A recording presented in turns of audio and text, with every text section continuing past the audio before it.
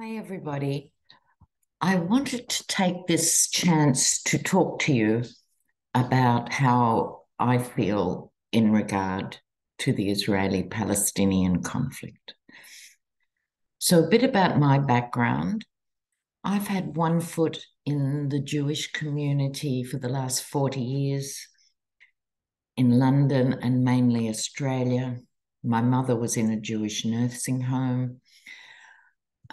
My kids were raised in a Jewish suburb where there were people of all ethnicities as well, including a lot of Muslim kids, Polynesian kids, Aboriginal kids, all sorts of kids. And one thing that I do know is kids get on, no matter what their backgrounds, races, ethnicities, or cultural norms. And children have to be taught to hate. And very sadly, with my Irish background as well, of Catholics being taught to distrust Protestants, Protestants being taught to hate Catholics, etc. It is a pattern. It's a deep pattern. And with the horror that's going on, now I am currently living in, again, a very diverse suburb, but it's majority Muslim suburb. And what I can report from the street is people are horrified by the Hamas attack, and they're horrified by the retaliation. And we're all subjected to having to really think about what is a proportional response, what is not a proportional response, and the suffering of children. So my position is a ceasefire, please, a humanitarian ceasefire. You can not ever reclaim your dead with more death. And a link I will put up with the comments in this video, I think is really quite meaningful. It's a conversation between a Jewish man and a Muslim man. They have both lost daughters to the conflict. Not recently, not since October 7. One was 10 years ago, I think. One was 5 years ago. They found each other and they began a conversation. And all I ask is, I think that should be the global conversation. How to find a bridge and some sort of safe place. Everyone is entitled to feel safe in their home. Everyone should have a home, access to a roof over their head. And we are all diminished when people are genuinely landless and stateless. So you're welcome to comment, and I trust you to keep those comments respectful. And I think it's really important. People everywhere are part of that discussion. Okay, so let's take it from there. And in this case, sort of take a retreat from this, which is the biggest global issue of our time. It's knocked Ukraine off the front page, let's face it. But this is a quintessential issue. And before I leave it, I'd refer you to Tara Whimsy's most recent video. I think it was her Sunday brunch, where she talks about this issue in anthropological terms. And she talks about the idea of a series of oases where people can live and are protected and live with each other, raise their children alongside and in safety. And there would be grades of these oases that could be started on the other side of this hellscape. Okay, so thank you for doing that, Whimsy. I think it's actually something that should be seriously discussed on the global stage. you can't kill an idea, but you can change ideas. Right. And by each putting yourself in the other's shoes, fundamental empathy, I think as humans, we can go forward. If we're not capable of empathy, it will be more of the same. Okay, enough, Liam. Now, the vagaries of the day-to-day US politics, in this case, are a source of light relief instead of being a cause of stress in itself. So let's have a look. I want to have a look at Brothelgate, the Massachusetts high-level sex club. We talked a bit about it on Hogarth last week. I want to do that. I want to talk a bit more about healthcare. 1.6 million people have signed up for affordable healthcare. It's 50% up from last year, totaling 6.3 million, because a lot of people were recently de-enrolled in the aftermath when the pandemic hit and a lot of people were covered, and now that cover's being taken away. Talk about lack of humanity. I will never understand why Americans tolerate the shocking healthcare system. It's either resort care at top level if you're covered, or you die of a preventable illness. People dying because they're Americans, you know. But that doesn't even seem to be on the agenda. That's it. The famous socialist healthcare, like it's a bad thing.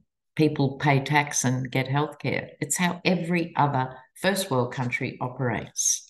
But the narrative has been so strong. So what I'm going to ask is, are we going to see significant movement in the next 5 years on the issue of healthcare or not? Okay, so let's have a look. The future of American healthcare. Okay. All right.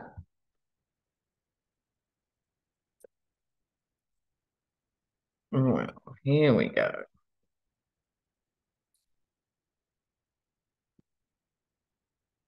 Well, I have to say it's not dead in the water.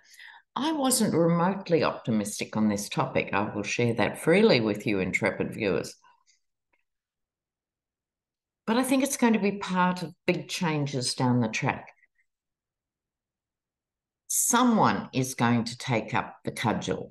Now, eternal blessings to Bernie Sanders, who has done his best as a single individual to try and make the obvious palatable to Americans. Right, but I think it's someone new. I think it's someone new following in Bernie's footsteps. Now, I'll go to the top first, the energy over the issue. It's just considered too hard, right? Whether you're for universal healthcare or opposed to it, it's sort of just too hard to challenge big pharma. It's too hard. Can't be done. That's what's been holding it back. But there are people strategizing about it here. And there's a possibility of movement on the horizon. The chariot is about moving quickly, but with this chariot card, note the stone sphinxes here in front of the chariot. It's, unless some basic stuff is pointed out, pointing out the bleeding obvious, as they say in the UK, but I think it can be. If people can be made to understand that fundamentally it can be changed, they're more likely to look at the issues that are problematic. If you come into any big issue, it can't be changed. Not a lot happens. Young people. So young people have been born into the gig economy. Most young people are never going to have jobs. that have good healthcare attached. There might be 10%, there might be 30%. I don't know, but not the majority. So they're looking at the pentacle, bearing in mind pentacles also represent the body and health. So this card is key. Hand of God card, wands, speaking directly, right? Tackling the issue, wands and wands. Oh, it's too hard. Well, actually, it would be very, very hard. I'm a health sociologist. I do understand the complexities of the models of health, and Big Pharma is deeply entrenched. However, they only are as powerful as they are while people allow them to be that powerful. You know, amazing things happen. I'm old enough to remember when there was a call for equal pay for women. Still hasn't happened. We've gone from half to 2/3. But I remember the debates that women working would destroy the family. Okay. Be the end of parenting as we knew it, because women would work. Imagine what a terrible idea that was. They would take jobs from men. All of that. I can remember when women could basically only be teachers and nurses, and you had to leave your teaching job in Australia in the 60s if you got married. Women could not take out a bank loan in their own name. You had to be guaranteed by your husband, your brother, right, or your father, okay, to get a bank loan. And it was seen it would be impossible to change this because this was God's law. This is how societies work. This is just how life is, right? We couldn't, there was no way people could see a society where women worked. So these huge things do get changed. They can change. And hopefully, my generation, the boomers, and we get kicked in the teeth because allegedly we've run off with all the wealth of the previous comment. No, no, the boomers collectively would probably own maybe 10% of the wealth. The majority of the wealth, as always, resides in the hands of a very few people. It's not the boomers' fault that real estate has gone crazy or anything else. It's the system's fault. I'm a sociologist. We look at systems. Don't just point at the personal. Look at what's systemic about the system.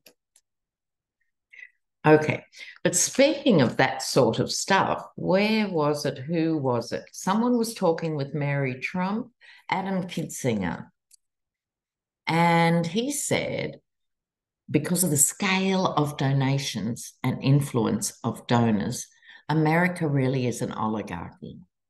Now, I remember saying that 4 years ago.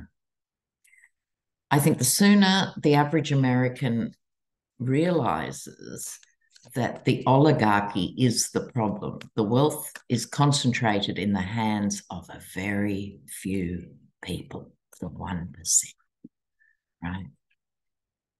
Now, Australia has a version of that. The UK has a version of that. It's modern capitalism. It's not unique to America. It's just that America does have the biggest wealth disparity from the very rich to the very poor. That is the biggest gap.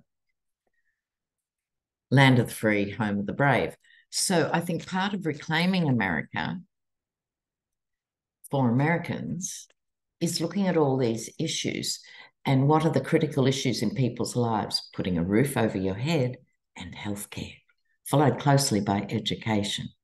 So when those things are unevenly distributed, and if you live in a poor area, the school is run down, has very poor facilities, burnt out teachers, and so on, working themselves into the ground with too few resources. This can change, and it has to change. Okay. Meanwhile, Australia, don't think I'm just America bashing here. Australia led the world in the most fiendish idea of modern times, which is when migrants come to your shores seeking refuge, seeking asylum, our Conservative government in the 90s thought, we've got a good idea. We won't even put them in jail in Australia. We'll send them offshore. And Australia pioneered offshore processing. What does that mean? It means you send people to an obscure island, literally an island, so they can't get off. You give them numbers, not names. You do nothing about their applications for years on end. You refuse to let them work and refuse to let them integrate into the community. You shut down access by politicians, lawyers, health workers, journalists. We did that. Australia did that. Okay. How many people here have heard of the island of Nauru or the island of Manus or Christmas Island? That's where we sent people, right? Now, virtually 20 years later, having inspired hideous copycat movements like the UK wanting to send migrants to Rwanda, etc., that all came from us. So don't think I'm just sitting here bashing Americans. Australia, shame on you. But just the last 2 days, our High Court has ruled that this behaviour is unconstitutional. Why they couldn't have decided that 19 years ago, I don't know. So that's something. Okay. Now, I've got a question here from Danielle Smith about Alberta in Canada. Oh, no, sorry. The question is about Danielle Smith. She's the Premier of Alberta. Thank you for the question. She is right-wing. She wants Alberta to pull out of the National Pension Plan. Why would you do that? So I'm having a look at Danielle Smith and her future as Premier of Alberta. Let's have a look for the Canadians out there. I think Alberta's a bit of a frontier state, am I right? Or a frontier province. I come from one of those. I know how they think. And as long as it's different from the mainstream, that's awesome. You know, it doesn't matter that what you do to people. Oh. Okay, Danielle Smith. What's her story?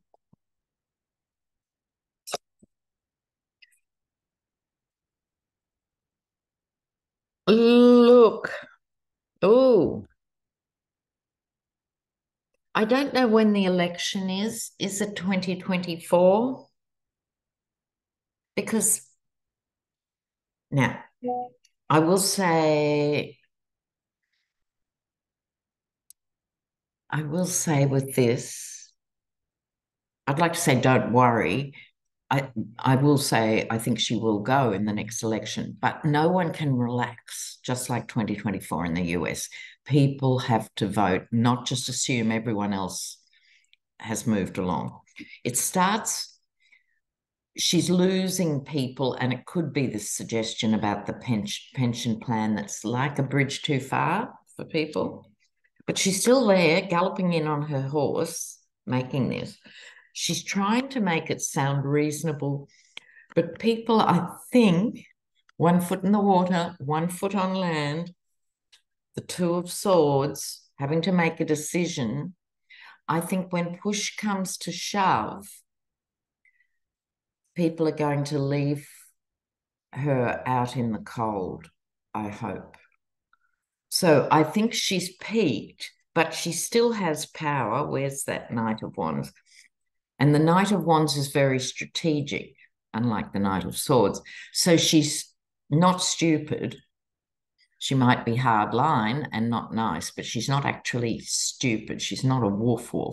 So she's plotting and scheming, but I don't think she's going to get in next time. Okay. So while I'm shuffling, the Mike Johnson scandals are piling up. We'll check on that soon. I'm sure a lot of you watched the Midas Touch and Glenn Kirshner, those legal shows. I love legal AF. I'll let you imagine what the AF is for. But someone there was talking about the witnesses in the Jack Smith probe. This is different from the New York probe. Now, they've subpoenaed a plumber, a maid, a woodworker, and a chauffeur, amongst others. And as we all know, those in the service industries know everything about their bosses. Their bosses know nothing about them. And as this commentator was pointing out, you can imagine how the Yeti would relate to those who are servicing his environment. You know, it wouldn't be, hi, Maria, how are the kids? You know, he couldn't name his own grandchildren. I'm serious about that. If someone wanted to embarrass Trump, ask him the names of his grandchildren. I think he's got 11 or something. I don't think he could get past 2. And unless they were named Donald, he could not name them. Now, let's have a look at these witnesses. And then we'll get on to Brothelgate. The plumber, the maid, the woodworker, the driver. Now, this is disruptive to their lives, you know. It's very nerve-wracking being part of a big legal case like this. Okay, let's have a look. Oh, they get the 5 of Cups too.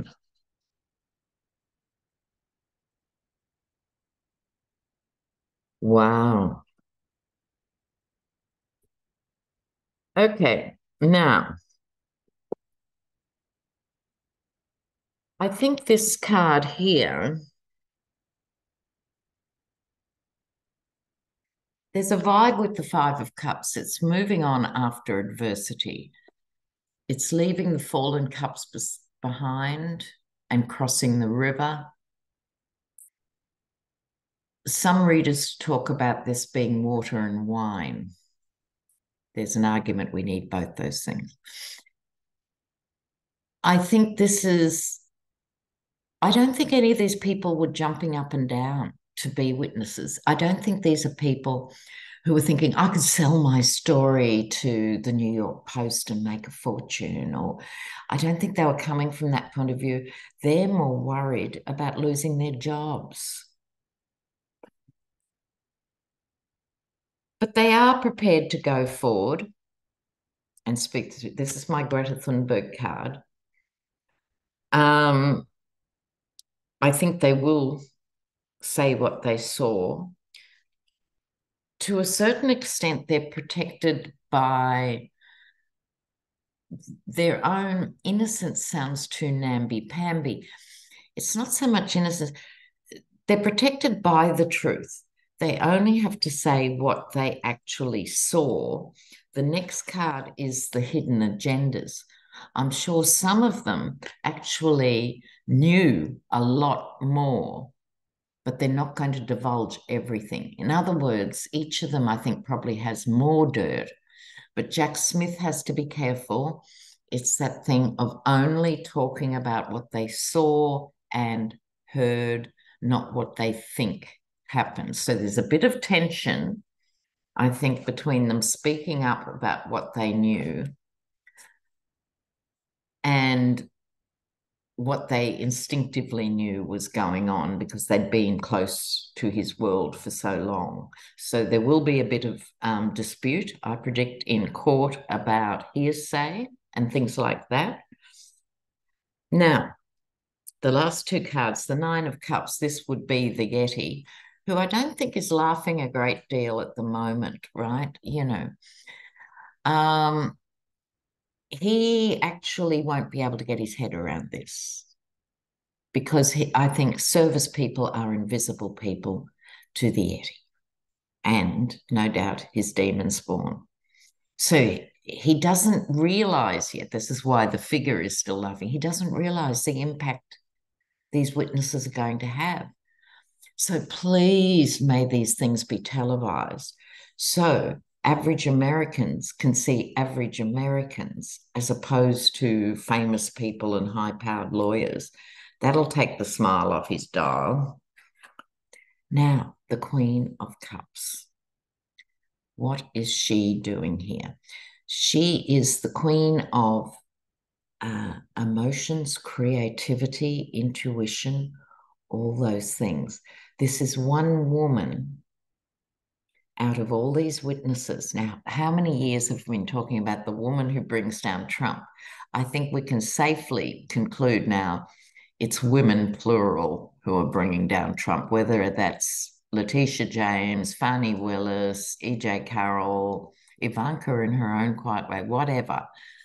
But this represents more of that feminine energy. And there's someone who until now has kept the lid on the cup of what she knows. But I think she has crushing testimony.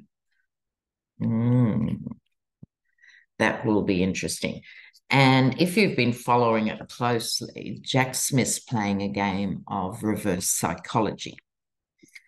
Now, I think of all the cases, this needs to be televised.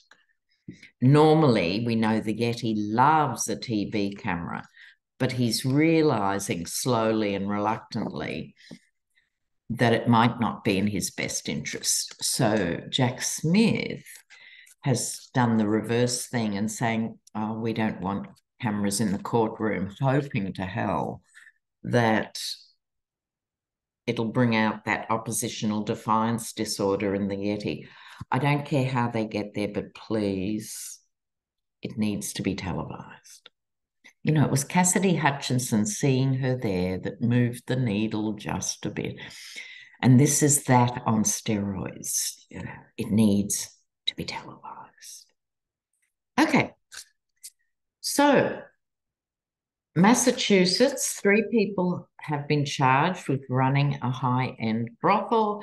It's talked about military officers and elected officials who use the services of this brothel. See, this is where the Republicans shoot themselves in both feet and in the head, isn't it? If you weren't so moral, who cares who goes to a brothel? You're the ones that want to be in everyone's bedroom and everyone's sex on premises venue. You know, you bring it on yourselves.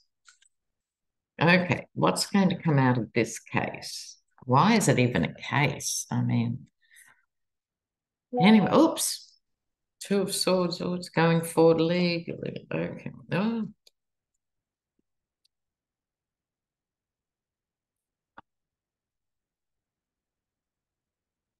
Well, see, maybe I'm missing something. I don't know what the rules are in Massachusetts about sex workers and so forth. I'm not across that issue. I think this cross swords is about what do we charge who with? And as we know, generally speaking, in the arena of sex work, it's very rarely the punters or the clients who get charged with anything. But I think they're trying to make a case about something. The truth will emerge in the course of this investigation. But strategically, let me show you this. Strategically, under having to make this legal decision of where to prioritise, what actual charges go forward, this is the strategizing about that. It's also the strategizing of how to minimize the damage. Now, we have some pierced hearts here. I think this is likely to be Christian wives of these men who didn't know their men were cheating or are shocked and wounded, you know, when the information comes out. Look, I'm here to tell you for nothing. Any sex worker will tell you the majority of clients are married men. And I don't care what country you're talking about. And I don't care if you're talking about curb crawling and $20 or high-end brothels. The majority are married. Sorry to break the news, Pip. but that's the reality. Why is that? It's because young men are going out to school. They're trying to pick up. That's where their buzz is.